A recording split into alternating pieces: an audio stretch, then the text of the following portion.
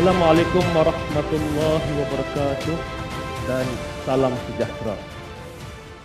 Pagi ini saya akan menjelaskan tentang pengoperasian sekolah di bawah KPM dan juga tentang beberapa perkara yang berkaitan.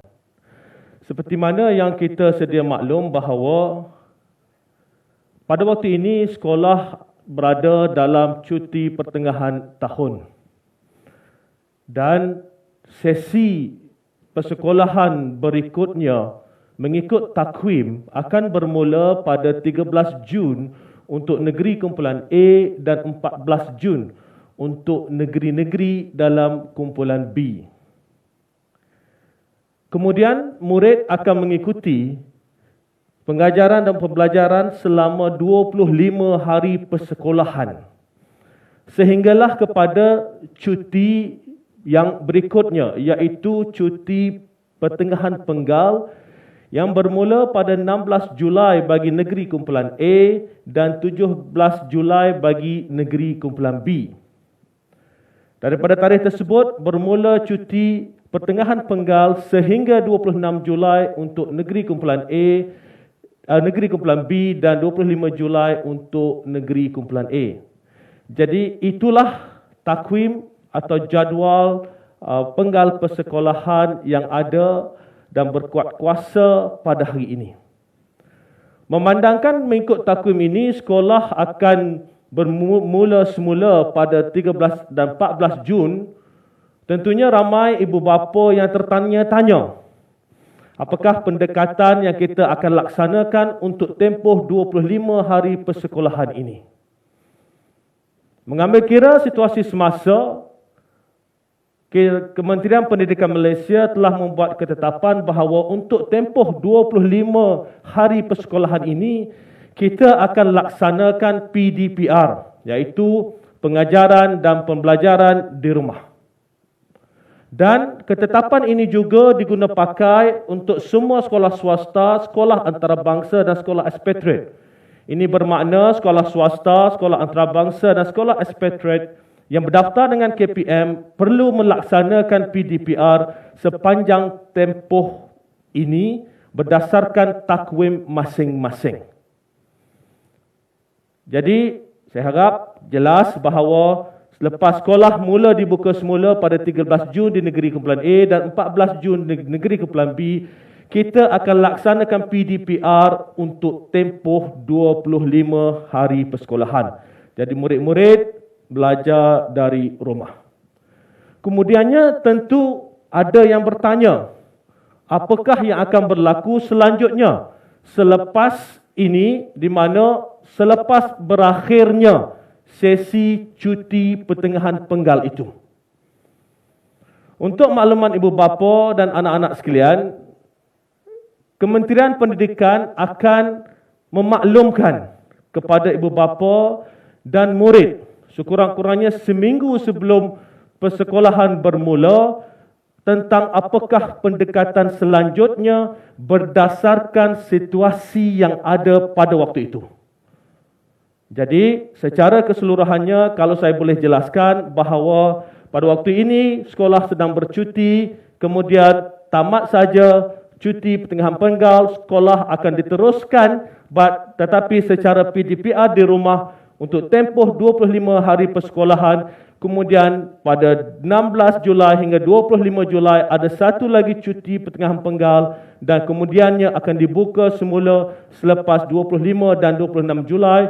Sama ada ataupun apakah pendekatan pada waktu itu kita akan umumkan sebelum sekolah dibuka pada 25 dan 26 Julai nanti, seminggu sebelum sekolah dibuka. Kemudian saya ingin menyentuh sedikit tentang PDPR. Dalam konteks ini, ada beberapa perkara yang ingin disentuh, terutamanya kurikulum, tentang tiwi pendidikan dan juga tentang sokongan untuk murid, guru dan juga ibu bapa. Saudara-saudari sekalian, kami menerima banyak pertanyaan tentang kurikulum. Ada yang tanya, mengapa tak pendekkan kurikulum? Mengapa kita tak potong kurikulum? Mengapa kita tak beri tumpuan kepada subjek-subjek tertentu? ingin saya beri penjelasan di sini bahawa secara umumnya kita telah laksanakan penjajaran kurikulum pada tahun lalu bagi membolehkan kandungan kurikulum itu disusun kepada 3 komponen utama. Komponen pertama adalah kita panggil kandungan asas.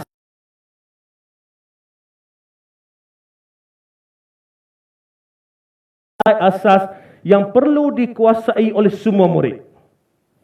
Maknanya, guru-guru dengan kepakaran mereka akan memastikan murid-murid dapat menguasai kandungan asas ini. Selain daripada kandungan asas ini, kita ada kandungan tambahan dan kemudian kita ada kandungan pelengkap. Selepas guru memastikan murid-murid menguasai kandungan asas, sekiranya ada masa, guru-guru akan memberi tumpuan kepada kandungan tambahan dan seterusnya. Sekiranya masih ada masa, guru-guru akan memberi tumpuan kepada kandungan pelengkap dan melengkapkan secara keseluruhannya. Namun begitu, untuk setiap tahap murid itu ataupun untuk setiap ketingkatan murid itu telah ada kandungan-kandungan asas yang perlu dikuasai oleh mereka dan inilah merupakan komponen utama.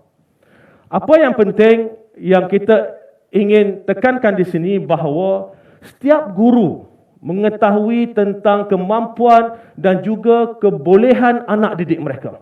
Guru lebih mengetahui.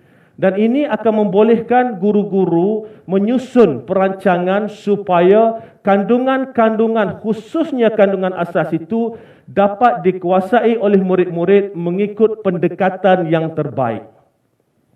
Saudara-saudari sekalian, apabila kita bercakap tentang PDPR, kita sentiasa jelaskan semenjak kali pertama PDPR dilaksanakan, bahawa PDPR ini dilaksanakan berdasarkan kesesuaian guru dan murid.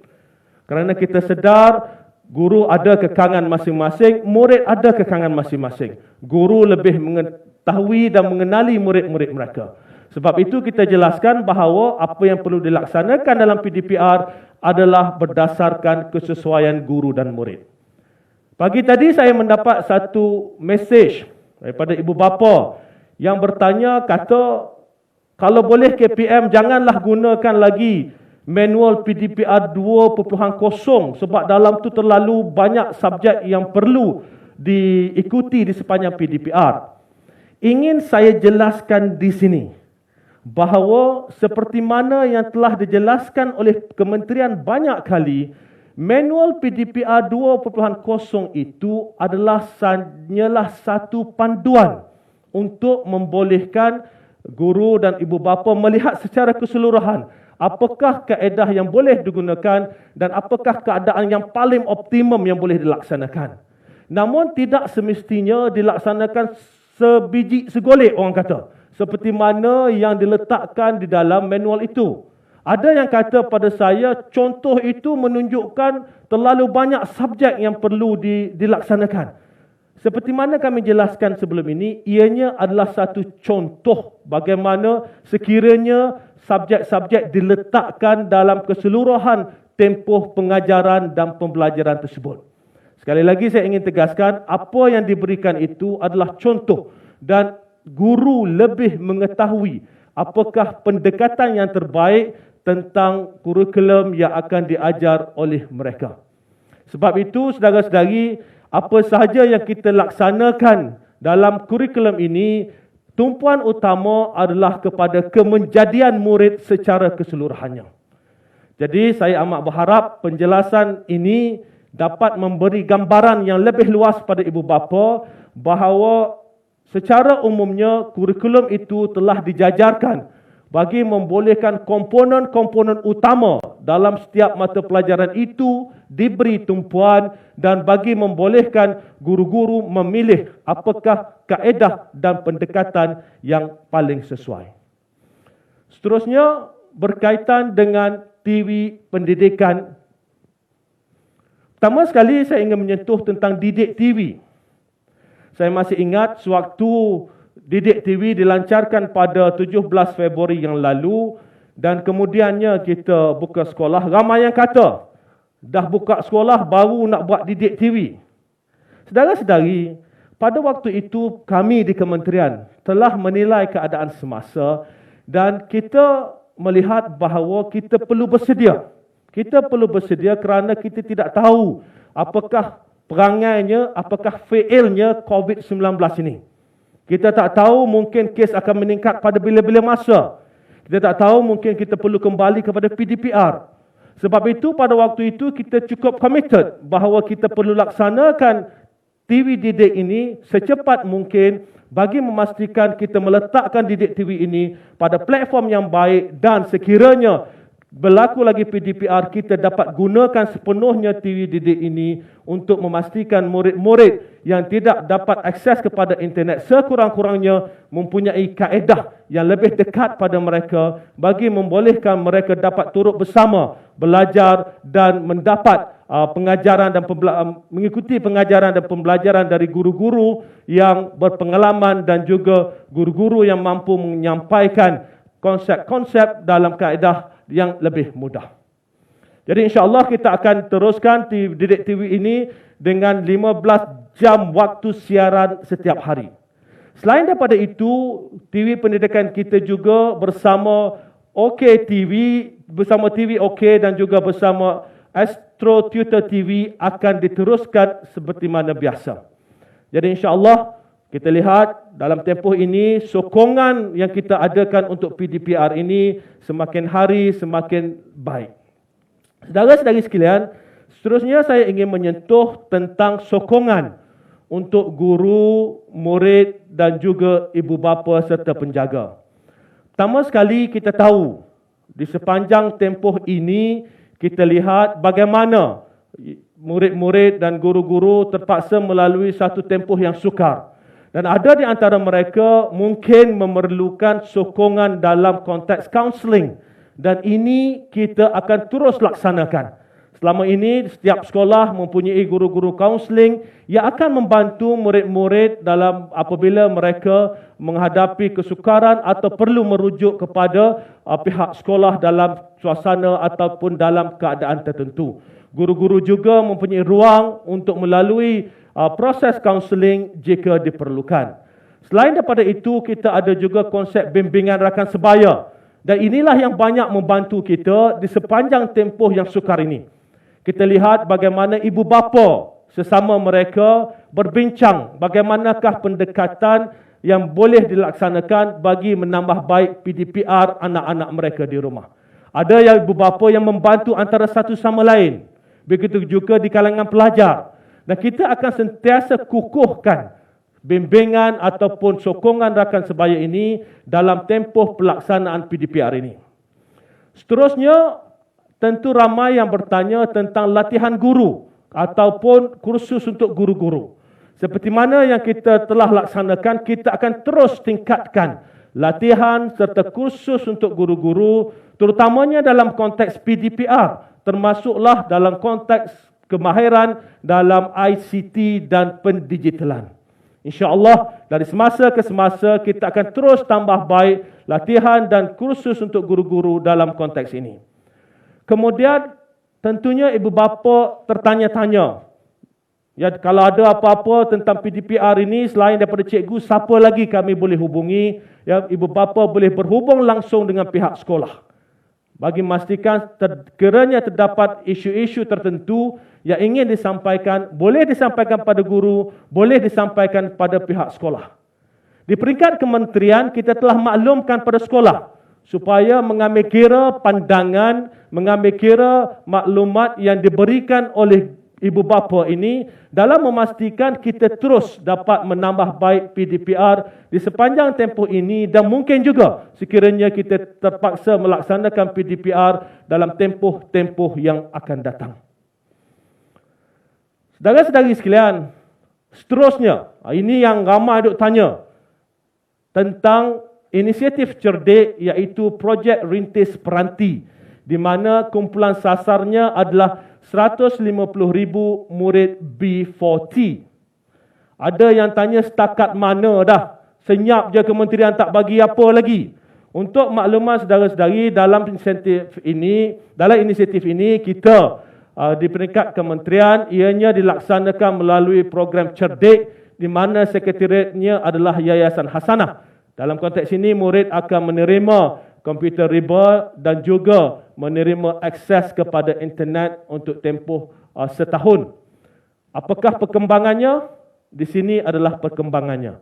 Sebanyak 12,887 unit telah diagihkan ke 95 buah sekolah dalam 51 PPD di seluruh negara. Yang kedua, 40,290 unit. Agihan ini dijangka akan selesai selewat-lewatnya pada 12 Jun 2021. Kita dalam proses untuk mengagihkan lebih 40,000 unit ini selewat-lewatnya pada 12 Jun. Dan apa yang berlaku kepada bakinya, insya-Allah agihan ini akan selesai untuk baki lebih 96,000 unit pada akhir bulan September 2021. Saya harap penjelasan ini dapat memberikan sedikit makluman tentang apakah keadaan berkaitan dengan agihan 150,000 buah peranti di bawah konsep ataupun di bawah tabung cerdik. Seterusnya adalah berkaitan dengan rayuan sekolah khusus. Tentunya ibu bapa yang mana telah membuat rayuan untuk kemasukan anak-anak mereka ke sekolah khusus tertanya-tanya macam mana bila nak tahu, kalau dah tahu pun bila nak daftar, kalau nak daftar pun macam mana nak daftar, sekolah tengah tutup. Untuk makluman saudara-saudari sekalian, pendaftaran ataupun semakan keputusan sekolah khusus untuk SBP, sekolah berasrama penuh, SMKA, Sekolah Menengah Kebangsaan Agama, College Vocational KV, Sekolah Menengah Teknik SMT dan Sekolah Menengah Pendidikan Khas Vocational SMPKV, persemakannya boleh dibuat pada 8 Jun 2021 dan pendaftaran kemasukan akan dilaksanakan secara atas talian. Jadi, pendaftaran untuk kumpulan A 13 Jun, untuk kumpulan B 14 Jun. Apa yang akan berlaku? Murid-murid yang berjaya dalam rayuan ini akan mendaftar diri pada tarikh tersebut dan boleh melaksanakan PDPR bersama-sama murid-murid yang telah ada di sekolah khusus tersebut. Seterusnya, soalan yang banyak ditanya adalah tentang SPM 2021. Kita telah umumkan bahawa keputusan SPM 2020 akan diumumkan pada 10 Jun 2021. Calon-calon SPM 2021 tertanya-tanya bila pula mereka akan menduduki peperiksaan SPM 2021. Untuk makluman adik-adik semua, tarikh ataupun tempoh peperiksaan untuk SPM 2021 adalah seperti berikut. Untuk ujian lisan dan amali sains, ujian ini akan dilaksanakan dalam bulan Februari 2021. Untuk peperiksaan bertulis, ianya akan bermula pada bulan Mac 2021. KPM mengambil keputusan untuk membuat ketetapan ini mengambil kira keadaan semasa dan juga mengambil kira cabaran yang perlu dilalui oleh calon-calon SPM 2021. Pengalaman kita dalam menguruskan SPM 2020 membolehkan kita menganjakkan tempoh ataupun tarikh pelaksanaan SPM 2021 ke tahun 2022 dan dalam konteks ini pada bulan Mac, dan kita yakin segala proses berkaitan dengan SPM 2021 ini akan dapat berjalan dengan lancar seperti mana kita telah berjaya melaksanakan SPM 2020. Saudara-saudari sekalian, saya rasa itu sahaja maklumat yang ingin saya sampaikan dan saya dimaklumkan sahabat-sahabat media kita ada bersama dan saya buka kepada soalan. Silakan.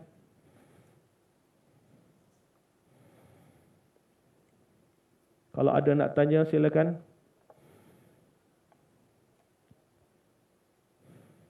Boleh angkat tangan.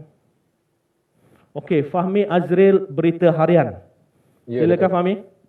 Ya, betul. Datuk, soalan saya berkenaan dengan kaedah PDPR membabitkan murid berkeperluan khas. Yang mana saya ada dapat juga maklumat, ada juga rungutan daripada ibu bapa. Mereka tidak mampu untuk melaksanakan PDPR untuk anak-anak istimewa mereka di rumah. Dan ada juga yang mahu KPM membuka kelas ataupun sekolah khas untuk murid berkeperluan khas sahaja. Apa komen Datuk mengenai perkara ini? Terima kasih. Okey, terima kasih. Kita sedar tentang cabaran yang perlu dilalui oleh ibu bapa dengan anak-anak berkeperluan khas. Dalam konteks ini, seperti mana yang ditanya oleh Fahmi tadi, apakah pendekatan kita dan apakah kita tahu bahawa ianya merupakan satu cabaran besar. Ini merupakan satu cabaran yang kita amat tahu, kita amat sedar. Dan kita yakin bahawa guru-guru kita akan terus bersama-sama dengan ibu bapa untuk membuat yang terbaik. Tentang sama ada boleh dibuka ataupun tidak, itu tertakluk kepada keputusan Majlis Keselamatan Negara berkaitan dengan sektor pendidikan. Namun pada waktu ini, inilah pendekatan yang kita akan gunakan, insyaAllah. Terima kasih. Ada lagi? Silakan. Soalan seterusnya.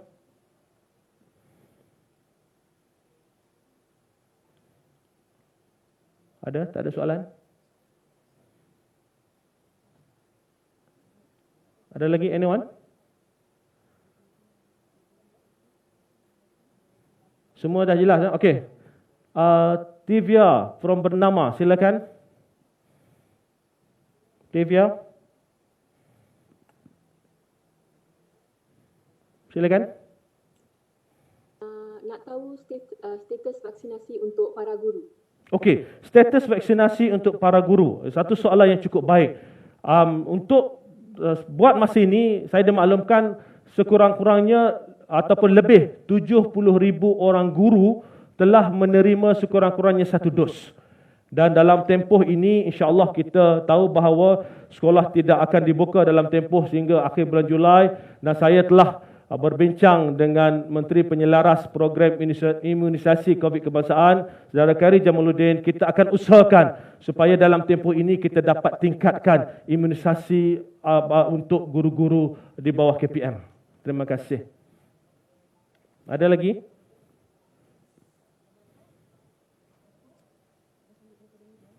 Saudara Kogahchi, silakan.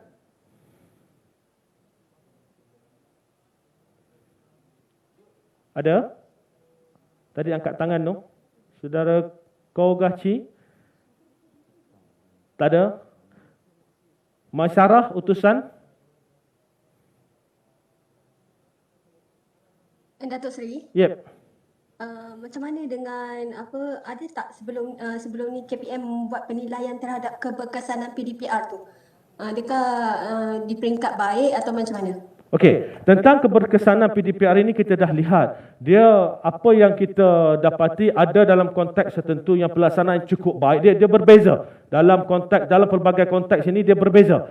Dan apa yang kita laksanakan adalah berdasarkan pengalaman lalu, sebab itu saya katakan tadi sokongan-sokongan ini kita akan terus tingkatkan bagi memastikan PDPR itu kualitinya dapat terus ditingkatkan. Ya, ini konteks PDPR ini kita kena lihat berdasarkan situasi yang dihadapi oleh guru dan murid. Pertama sekali dalam konteks akses, ada guru-guru yang melaksanakan PDPR secara atas talian, di mana hampir keseluruhan murid-murid kelas mereka dapat mengikutinya. Ada secara guru-guru yang menggunakan pendekatan yang berbeza. Ada yang pakai WhatsApp dan sebagainya, di mana murid-murid melaksanakan tugasan, berbincang dan menghantar balik pada guru. Jadi pendekatan itu berbeza-beza berdasarkan kesesuaian guru dan murid. Namun secara keseluruhannya, di peringkat awal dahulu, sewaktu PDPR pertama kali diperkenalkan pada bulan Mac 2020, guru-guru dan murid masih agak kekok. Namun setahun berlalu, masing-masing telah terbiasa dengan kaedah ini, telah membiasakan diri dengan pendekatan ini, dan kita boleh lihat keberkesanannya terus meningkat dari semasa ke semasa. Terima kasih. Ada lagi? Salam Menteri. Yep, silakan tadi. Ya. Siapa ni? Okey. Saya nak tanya, Yep. tadi Menteri ada kata setakat ini dah 12,800 lebih laptop telah diagihkan, Yep. dan melain daripada itu 40,000 lebih akan diagihkan pada Jun. Okey, I betul. nak tanya, adakah progres ini dia on time, ada delay tak? Okey. Jika ada, Right. kenapa? Okey. Apa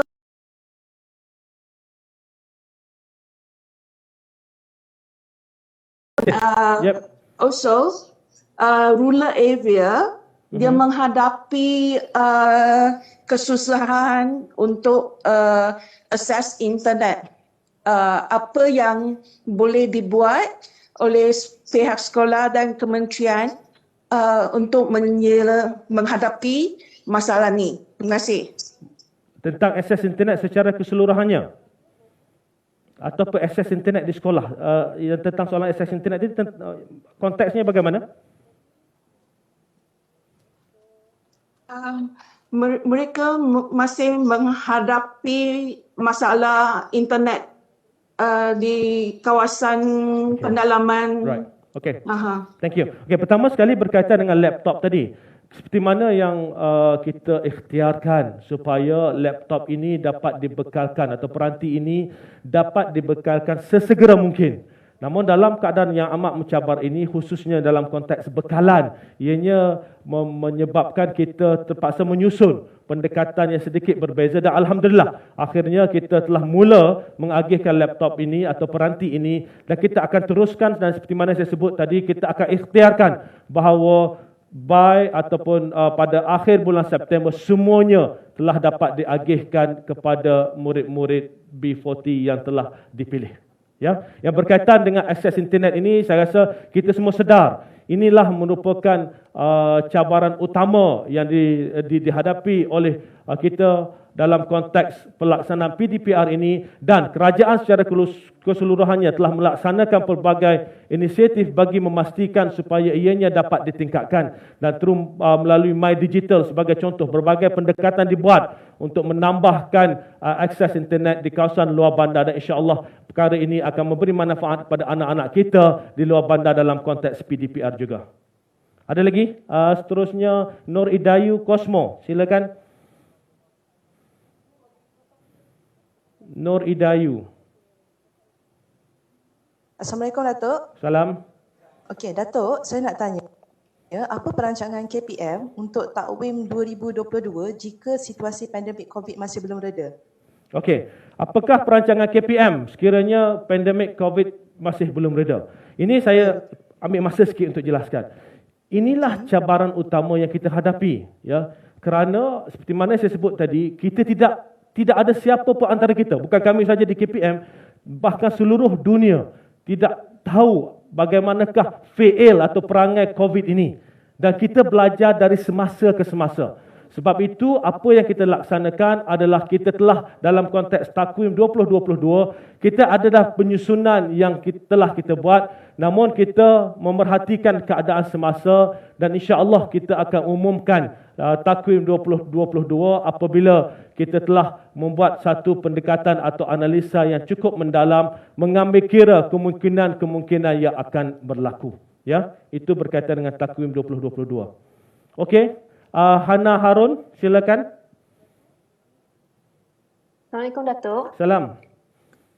Just wanted to ask, because with PDPR, naturally people are behind with their syllabus. So is there any possibility of allowing exam year students back into school first? Okey, terima kasih. Sama ada kita akan membenarkan murid-murid kelas peperiksaan kembali ke sekolah terlebih dahulu. Good question. Di pihak kami, sekiranya kita membuat keputusan untuk murid kembali ke sekolah, ya, murid-murid kelas peperiksaan akan pergi dahulu, ya. Tentang bila itu kita akan maklumkan kemudian. Tapi dari sudut prioritinya, dari sudut susunan keutamaan, maka sekiranya sekolah dibuka, keutamaannya untuk murid kelas peperiksaan kembali ke sekolah secara bersemuka terlebih dahulu. Okey? Terima kasih. Next. Fahmi ada lagi? Saya bagi Ada. Kalau tak saya bagi Intan Azrina TV3. Silakan. Assalamualaikum Datuk. Waalaikumsalam. Okey, saya harap dengar. Datuk nak tanya, dalam pada kita bimbang pada student dalam kaedah PTPR, mungkin guru juga mengalami, mungkin masih lagi struggle untuk menyampaikan kaedah pengajaran secara lebih berkesan. Adakah mereka boleh pergi ke sekolah juga untuk menggunakan apa jua kemudahan yang ada di sekolah seperti yang PTPR sebelum ni ke macam mana Datuk? Okey. Tentang pergerakan guru ke sekolah ini, ianya tertakluk kepada arahan Majlis Keselamatan Negara. Ya, dalam konteks apa-apa, arahan Majlis Keselamatan Negara mendahuluinya. Namun sekiranya dibenarkan pergerakan kemudian, pada waktu itu kita boleh benarkan guru yang perlu untuk kembali ke sekolah untuk melaksanakan PDPR, menggunakan kemudahan dan sebagainya, kembali ke sekolah. Tetapi sekali lagi saya ingatkan bahawa apa yang penting adalah arahan daripada Majlis Keselamatan Negara berkaitan dengan perintah kawalan pergerakan. Kita ikut yang itu, namun kemudian apabila dibenarkan berlaku pergerakan dalam konteks tertentu, dan di situ kita akan ambil kira bagaimana guru boleh kembali ke sekolah, guru yang memerlukan, yang perlu kembali ke sekolah, boleh kembali ke sekolah untuk melaksanakan PDPR seperti mana yang ditanya tadi. Mungkin ada kemudahan di sekolah yang boleh digunakan untuk meningkatkan kualiti pelaksanaan PDPR nanti. Okey. SPM 21 akan diadakan Februari Mac. Okey, SPM saya sebut tadi tahun bila? Saya dapat nota di sini, mohon pembetulan. SPM 2021 akan diadakan pada Februari dan Mac 2022. Saya rasa perkara ini saya jadi sebut tadi, mungkin saya salah sebut tahun ya. Pembetulan ini nak jelaskan sekali lagi. Okey. Alright. Okey. SPM 2021 tadi diminta buat pembetulan. SPM 2021 ujian lisan dan amali sains akan dilaksanakan pada Februari 2022 dan ujian ataupun peperiksaan bertulis akan bermula pada bulan Mac 2022.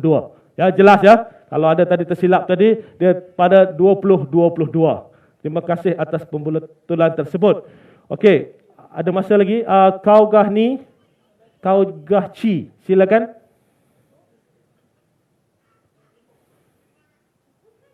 Silakan.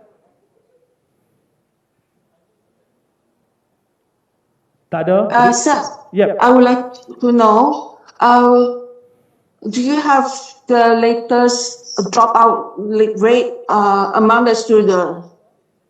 I don't have that figure with me. Let me check. Right. Seterusnya Ruby Nanyang from Nanyang, silakan. Mengetahui potensi ataupun kedudukan nilai pengetahuan para pelajar mereka. Macam mana? Tentang aspek potensi. Selamat pagi, Datuk. Yep, silakan. Okay. Datuk, just now you mentioned about the didik channel Kalangan para pelajar juga ada channel sebahagian yang pendidikan. ketinggalan dan juga Adakah kekeciran Kementerian disebabkan akan, faktor-faktor PDPR itu sendiri. explore other channel or platform to develop this Dahulunya secara tradisional Come mereka again, pergi a bit of bertemu distraction mata here. dengan para guru ini. There's a bit Tetapi of sekarang distraction ini here. Hang on. Okay, come again, sorry. Ruby, come again. Apa soalan tadi?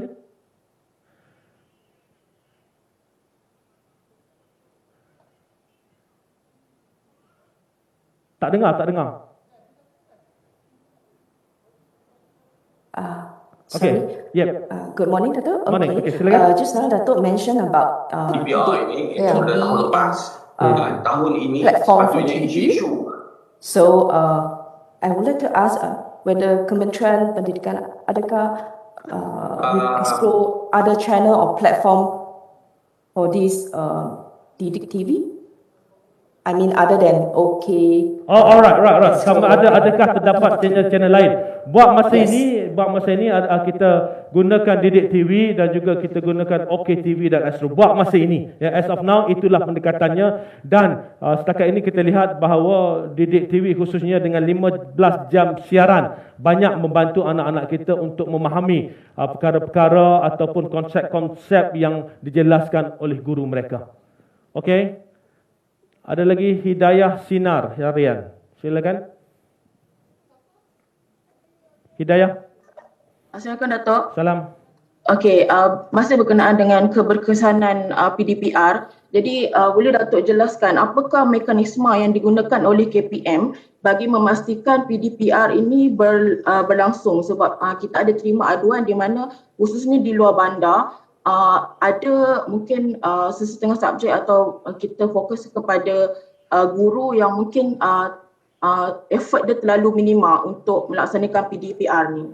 Okey, dalam konteks ini seperti mana kita jelaskan tadi bahawa kita sentiasa berikhtiar berusaha untuk memastikan semua guru terus dapat melaksanakan PDPR dengan baik. Sebab itu dari semasa ke semasa kita terus memantau pelaksanaan PDPR ini bukan sahaja oleh pihak sekolah, bukan sahaja oleh PPD dan JPN, pihak kementerian juga memantau pelaksanaan PDPR ini bagi memastikan sekiranya terdapat sebarang isu, kita dapat selesaikan, kita dapat pastikan supaya anak-anak ini mempunyai akses kepada pendidikan dalam tempoh PDPR dilaksanakan.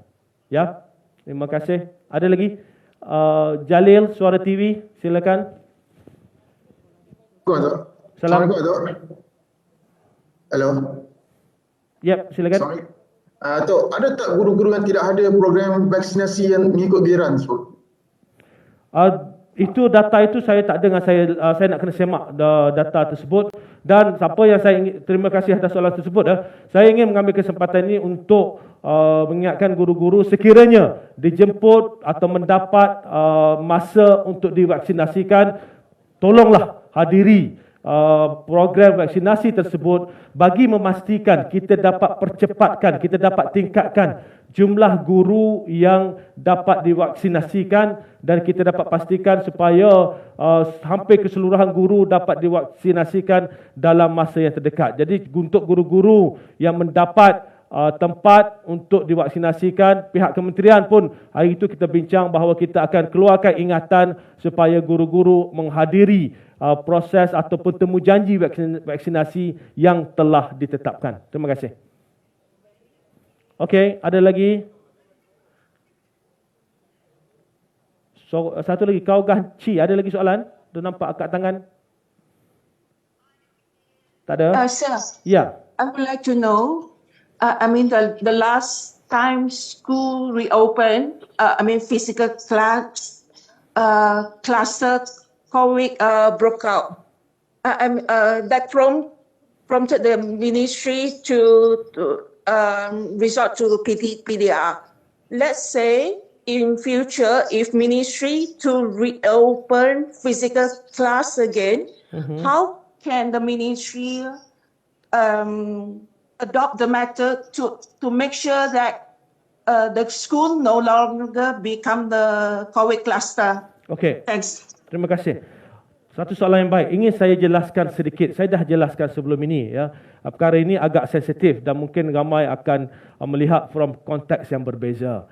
Seperti mana saya jelaskan sebelum ini bahawa sewaktu sekolah dibuka itu, jumlah kes sporadik yang berlaku di luar sana cukup tinggi. Ya. Ingat saya pada waktu itu sekitar 80% kes yang berlaku adalah kes sporadik.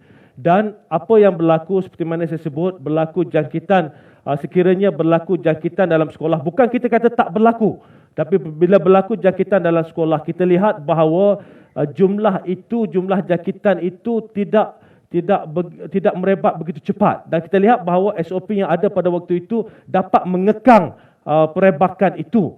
Namun cabaran yang kita ada pada waktu itu adalah di sekolah-sekolah asrama. Ini merupakan cabaran utama. Dan pihak kementerian sendiri telah duduk berbincang untuk melihat bagaimana pendekatan yang kita perlu laksanakan untuk sekolah asrama.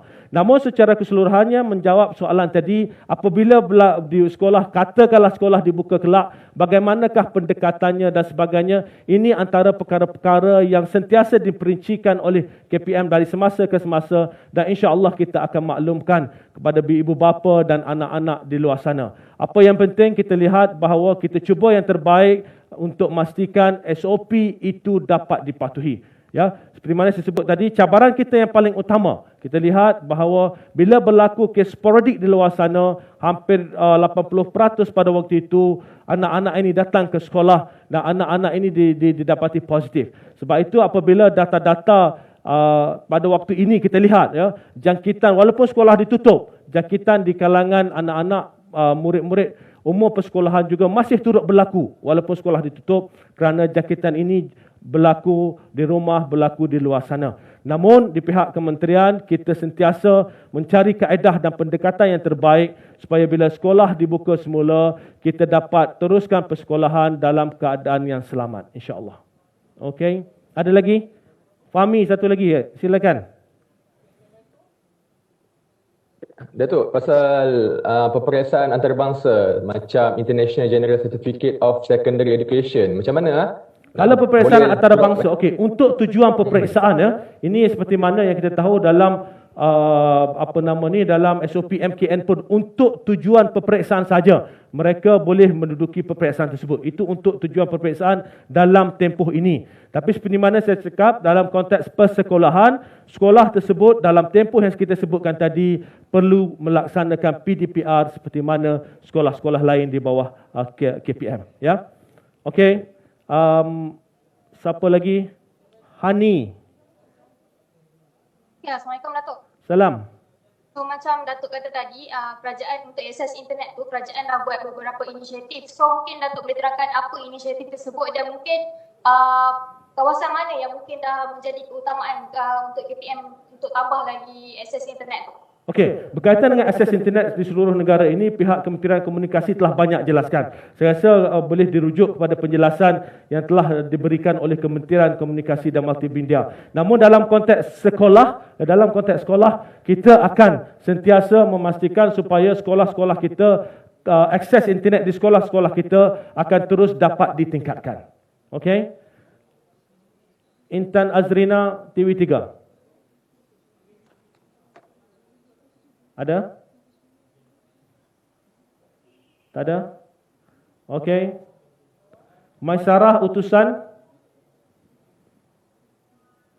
Datuk, saya nak tanya tentang ada dakwaan yang menyatakan KPM gagal menguruskan SPM 2020 sebagaimana Jawatan Kuasa Pendidik Pakatan Harapan yang menyebut perkara itu. Okey. Soalan, ada dakwaan. Saya ni jarang nak jawab dakwaan. Dah tanya ada dakwaan, saya jawab sedikit. Berkaitan dengan SPM 2021.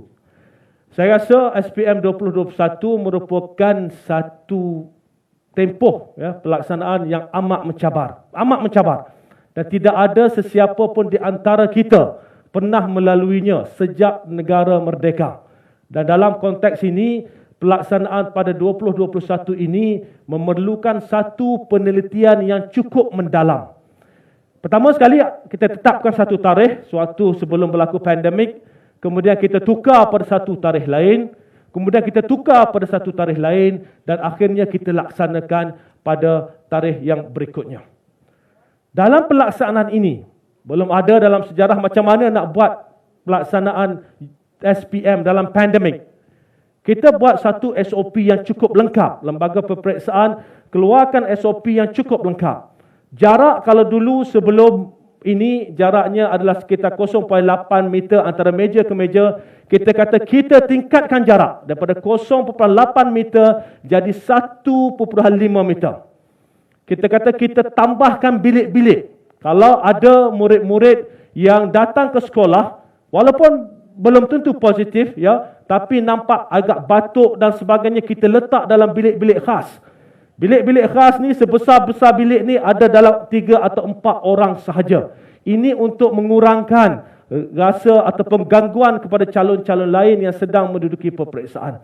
Kita buat satu persatu sehinggakan di hampir semua buah sekolah, hampir ke semua bilik darjah digunakan.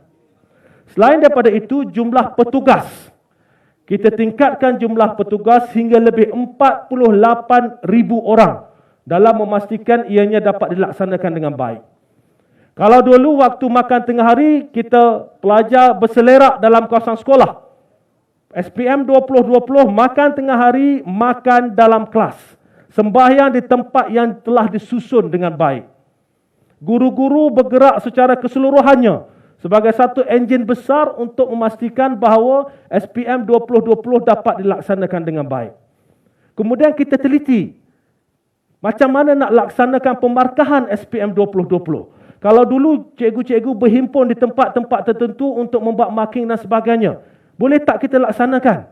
Kita kata agak sukar, agak berisiko. Kalau tak boleh buat, macam mana nak keluar keputusan?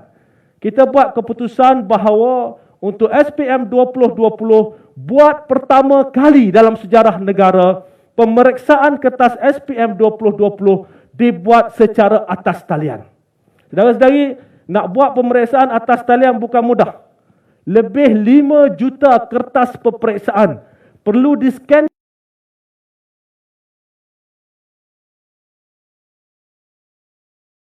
Tanya pula, dah delay SPM sampai bulan Februari, sampai bulan Mac, nanti tak sempat masuk universiti. Saudara-saudari, sekiranya kita kira tempoh keluarnya keputusan SPM pada tahun ini berbanding dengan tahun-tahun yang tidak ada pandemik, pada tahun ini tempoh keluarnya keputusan daripada tarikh akhir subjek dan juga hingga keluar keputusan jauh lebih awal. Ini belum mengambil kira. Kalau dahulu SPM ni dia sekali saja setahun. Kali ini kita buat SPM 2 kali. Pertama SPM utama, kemudian kita ada SPM second sitting untuk murid-murid yang dikuarantinkan dalam sitting yang pertama. Kita buat sampai 2 kali. Walaupun dah buat 2 kali SPM, pemarkahan dapat dipercepatkan, keputusan dapat dikeluarkan dalam tempoh yang lebih cepat. Itu sikit.